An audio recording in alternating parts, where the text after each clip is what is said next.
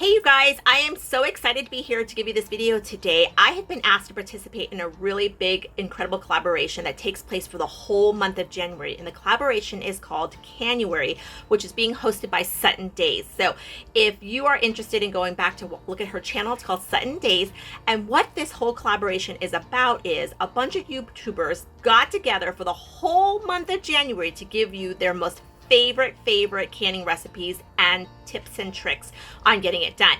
Now, the nice thing about this is that every day of the month there's a new YouTuber. Today is actually my day. However, go back and watch the 8 before me and then watch the rest of the month, because if you do and you leave a comment for every single channel on each of those days, you have an opportunity to win this incredible pressure canner. Now, it's important that you watch each YouTube. And on top of that, you need to make sure you comment, meaningful comment, not just an X, Y, or I was here. So something about the video itself, okay? So that's your opportunity to win a pressure canner from Sutton Days for this Canuary event.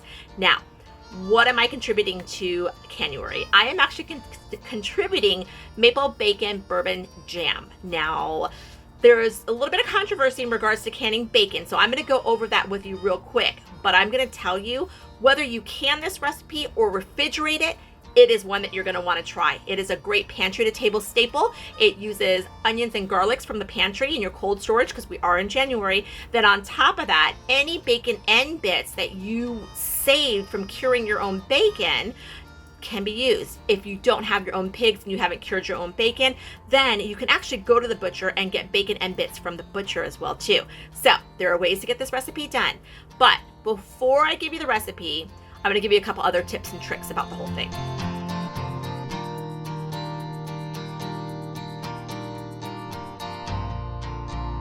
Okay, in the descriptions, I'm going to give you a couple of links. The first one is the Sutton Days YouTube channel, so you can actually go and see her pressure canner that she's given away. The second link that you're going to see is all the participants for Canuary. So go back, watch the videos, comment on them, and pick up some new recipes. I think you're going to really like a few of them. Then on top of that, I'm going to give you a link to my website that actually holds the recipe for the bourbon maple bacon jam. That's a long title. But anyways, you get the point. It's bourbon maple bacon jam.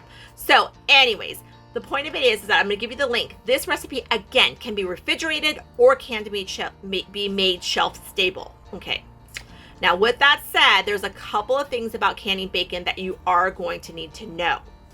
The first thing you're going to need to know is this is not a tested recipe from the National Center of Home Food Preservation.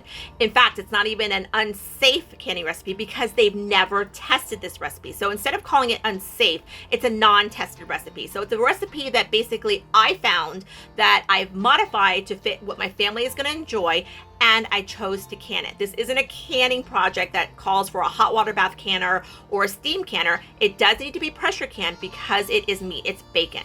So now, why does the National Center for Home Food Preservation state you should never can bacon, especially since they didn't test the recipe?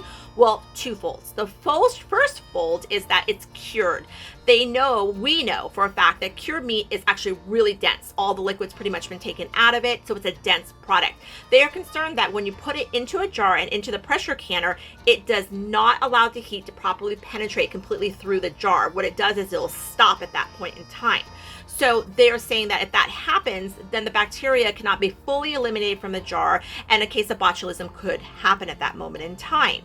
So the other thing that they want to state is that bacon that's cut in strips, by the time you pressure can it for 75 minutes and the correct PSI based on your location, mine is 11, for example, the bacon tends to completely shrink down, causing a very dense product as well too. Again, potentially preventing the heat from completely going through the jars as is to eliminate any potential bacteria in there. So what do? The decision is yours.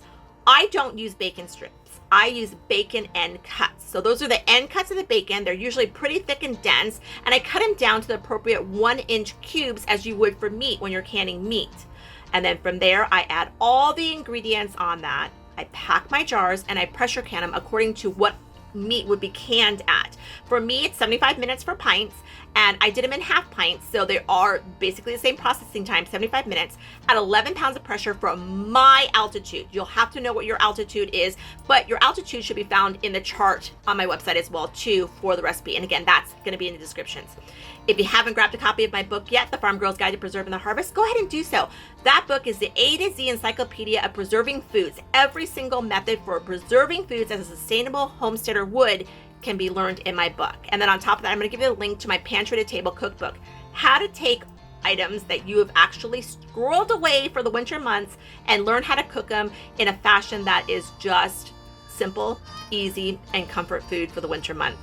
So all those links are going to be in the description for you. Enjoy the video, and don't forget, go back and grab the recipe from my website. Have a good day, you guys.